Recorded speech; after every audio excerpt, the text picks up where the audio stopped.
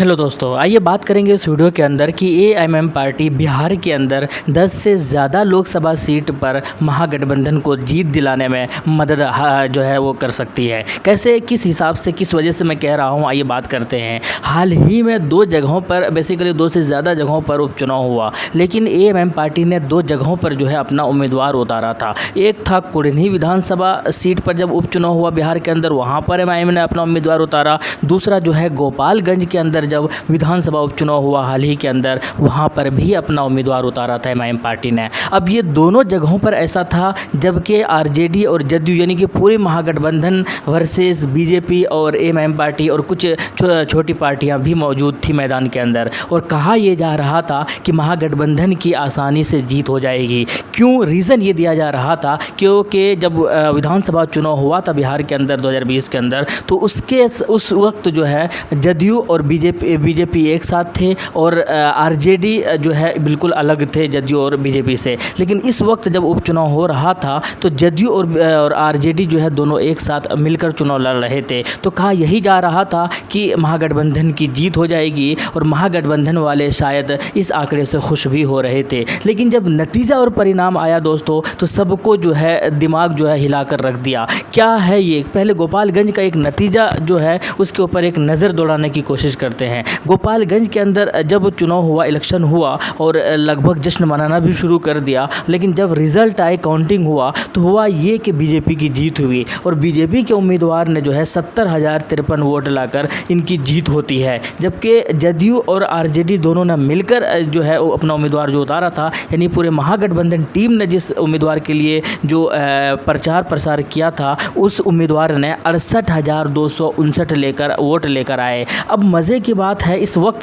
वक्त इस चुनाव के अंदर एमआईएम पार्टी ने एक साहब है जिनका नाम है अब्दुल सलाम, मुखिया अब्दुल सलाम, उनको टिकट दिया था इस चुनाव के लिए, और उन्होंने भी मेहनत किया और उन्होंने जो है 12,214 वोट लेकर आए। अब यहाँ पर हार का डिफरेंस देखिए, बीजेपी 70,000 वोट लेकर आती है, महागठबंधन 68,000 वोट लेकर आते हैं, लगभग 2,000 के आसपास, यानी 1794 वोट का अंतर है ये। और एमआईएम पार्टी जो है 12,214 वोट लेकर आते हैं और बीजेपी की यहाँ पर जीत हो जाती है। और कहा यह जाता है कि इस वजह से, चूँकि एमआईएम मैदान के अंदर थी, इसी वजह से यहाँ पर आरजेडी और जदयू की हार होती है। लेकिन हालांकि बात यह भी है कि इस चुनाव के अंदर मायावती की पार्टी भी मैदान के अंदर थी और उन्होंने भी जो है लगभग 8,000 वोट लेकर आए थे, लेकिन उनके ऊपर एलिगेशन से नहीं लगाया गया था। लेकिन क्यों एमआईएम ने उम्मीदवार उतारा था, इसके पीछे का लॉजिक जो है वो भी मैं आपको बताने की कोशिश करूँगा। इसके बाद चुनाव हुआ कुढ़नी विधानसभा के अंदर, वहाँ पर भी सीट खाली हुआ, वहाँ पर भी उपचुनाव हुआ,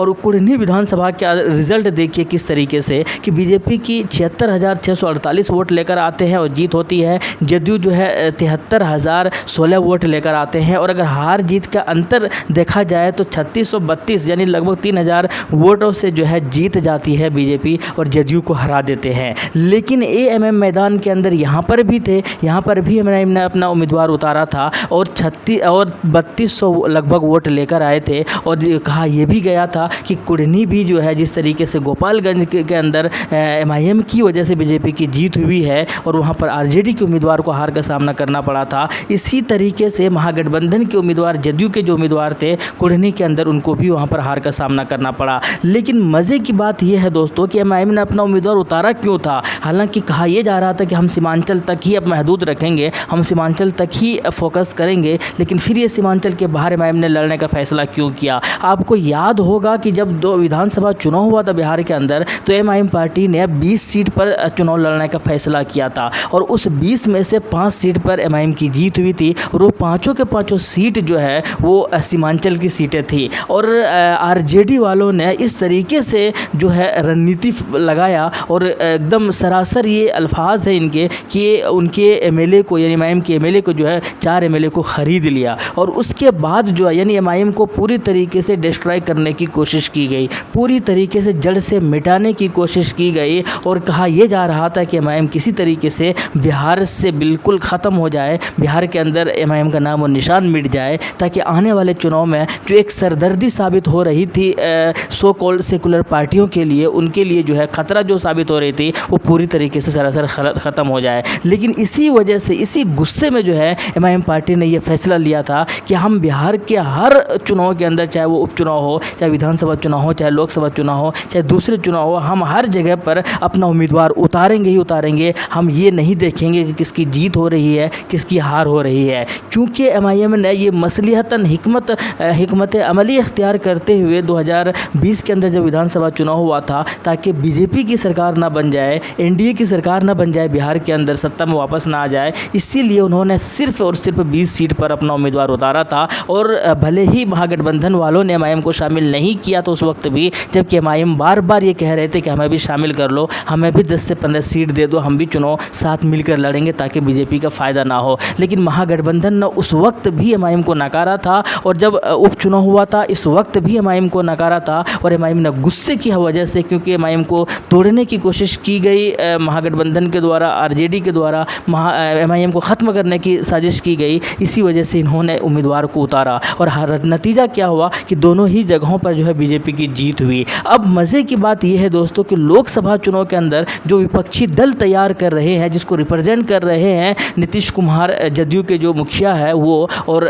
तेजस्वी यादव, महागठबंधन, बाकी सारी पार्टियां, इस महागठबंधन के अंदर, इस विपक्षी दल के अंदर एमआईएम को शामिल नहीं किया गया। और याद रहे कि 4 से 5 सीट, जैसे कि कटिहार है, पूर्णिया है, किशनगंज है, इस अररिया है, तो ये सारे वो सीट है दोस्तों जहां पर एमआईएम की पकड़ है। और यहाँ पर मुस्लिम वोटर्स जो है वो 30% से ज़्यादा है, 40% से ज़्यादा है। अब यहाँ पर अगर इनको उम्मीदवार, यानी इनको अगर साथ नहीं कर लेते हैं, विपक्षी दल के अंदर शामिल नहीं कर लेते हैं, तो देखिए नुकसान किसका होगा और फ़ायदा किसका होगा। सरासर दिखाई दे रहा है कि एमआईएम अपना उम्मीदवार उतारेंगे, किशनगंज के अंदर से भी उतारेंगे, अररिया से भी उतारेंगे, और कटिहार से भी उतारेंगे, पूर्णिया से भी उतारेंगे। ये तो वो जगह है जहाँ पर चिन्हित कर लिया गया है। इसके अलावा दूसरी जगहों से भी अपना उम्मीदवार उतारने की पूरी कोशिश में लगी हुई है। तो अब ये समझने की कोशिश कीजिए कि आरजेडी और जो विपक्षी दल है वो साफ नज़र आ रहा है कि एमआईएम की वजह से नुकसान हो सकता है, बीजेपी की जीत हो सकती है, फिर भी एमआईएम को शामिल क्यों नहीं किया जा रहा है।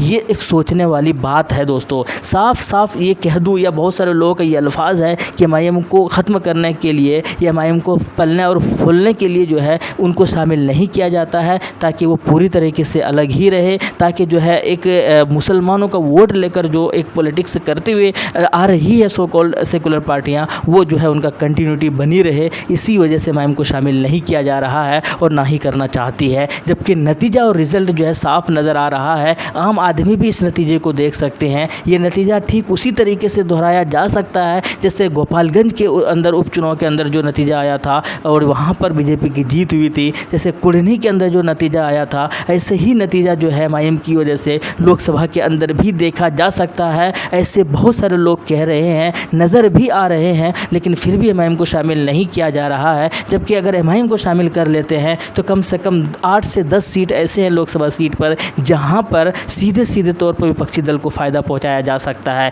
अब देखना ये होगा कि कितने उम्मीदवारों को घोषणा करते हैं एमआईएम पार्टी, कितने सीटों पर चुनाव लड़ने के फैसला लेती है, ये तो आने वाले वक्त में ही पता चलेगा। लेकिन अक्लमंदी वही होगी कि जब विपक्षी दल वाले भी अगर इस पार्टी को शामिल कर लेते हैं तो शायद ज़्यादा मजबूती के साथ चुनाव लड़ेंगे और शायद जीत के चांसेस भी बढ़ जाएंगे, जीत के परसेंटेज भी बढ़ जाएंगे। और शायद अगर बीजेपी को सही माने में उखाड़ना है, सही माने में हटाना है सत्ता से, मोदी गवर्नमेंट को सही माने में जड़ से उखाड़ कर फेंकना है, तो आप सबको एक साथ आना होगा, एक प्लेटफॉर्म पर आना होगा। वरना फिर आप ऐसे ही सपना देखते रहिए और प्रधानमंत्री का भी सपना देखते रहिए और उनको सत्ता से हटाने का भी सपना देखते रहिए। ये महज एक सपना ही रह जाएगा। आपके क्या कहना है कमेंट सेक्शन में बताइएगा। शुक्रिया, जय हिंद, लव यू।